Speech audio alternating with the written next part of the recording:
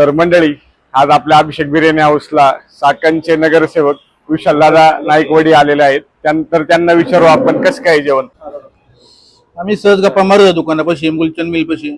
मुलचंद मिलचे मालक मनोजी दायमा म्हणले, भाऊ आज श्रावण महिना आहे, कुठं जेवायला जायचं. तर त्याला म्हणलं मी, चल तुला अशा ठिकाणी नेतो जेवण करायला, तू म्हणशील खरंच घरगुती पद्धतीने. तर आम्ही निघालो. अभिषेकला फोन केला, अभिषेक काय आहे जेवण. म्हटलं भाऊ मासवडी केलेली घरगुती पद्धतीने. आम्ही आता मासवडी खातोय, अप्रतिम मासवडी. आम्ही तिथे कायम जेवण करायला येतो, व्हेज नॉन व्हेज खायला.